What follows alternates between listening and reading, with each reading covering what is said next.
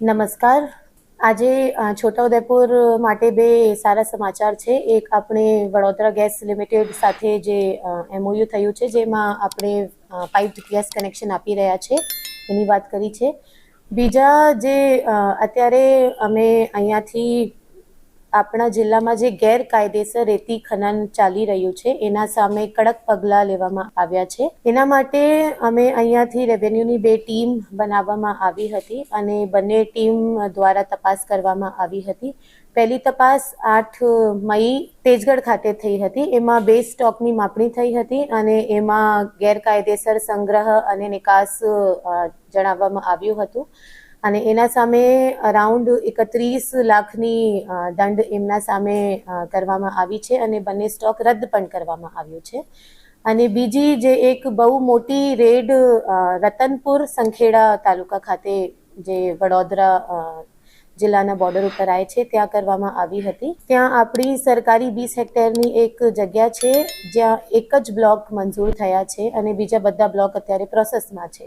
ત્યાં જે અમારી સ્પેશિયલ રેવન્યુની ટીમ હતી એમાં SDM છોટાઉદેપુર મુસ્કાન, DSO એને વસાવા અને ડેપ્યુટી મામલતદાર રવિ પડિયાર ત્રણેયની ટીમ આપણે બનાવી હતી અને એમને 3 દિવસ સતત ત્યાં તપાસ કરાઈ અને સર્વે કરાયું, બધી માપણી થઈ અને એમાં સામે આવ્યા આશરે 3.94 એટલે 3,94,000 મેટ્રિક ટન જેટલી ગેરકાયદેસર રેતી ખનન થઈ છે અને એના ટોટલ દંડ આશરે 13,32 લાખ જેવા આવે છે, જે વસૂલાત કરવાની કામગીરી અત્યારે હાથ ધરવામાં આવી છે અને એના સામે એક પોલીસ ફરિયાદ પણ કરવામાં આવી છે, મશીનો સીઝ પણ કરવામાં આવી છે.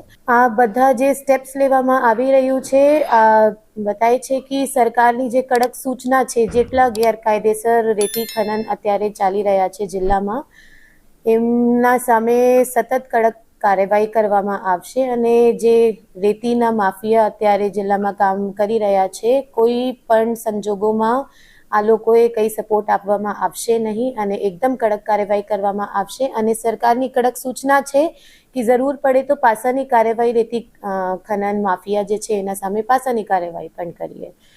જે આપણા જિલ્લાની ધરોહર ઓરસંગ નદી છે એ આપણા જિલ્લા માટે અને પર્યાવરણ માટે પણ ખૂબ જ જરૂરી છે.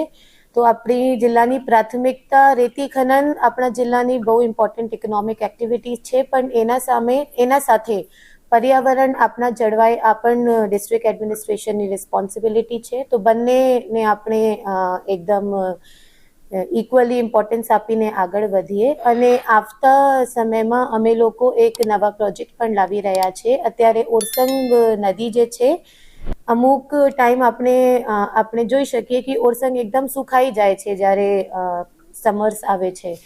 તો ઓરસંગના રેજ્યુવિનેશન આપણે કેવી રીતે કરી શકીએ એના માટે પણ અમે લોકો આવતા મહિનામાં કાર્યવાહી હાથ ધરીએ.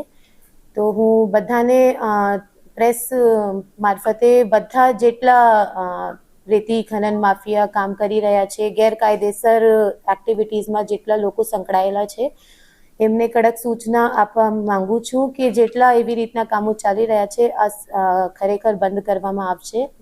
અધરવાઇઝ ડિસ્ટ્રિક્ટ એડમિનિસ્ટ્રેશન એના સામે એકદમ કડક કાર્યવાહી કરશે.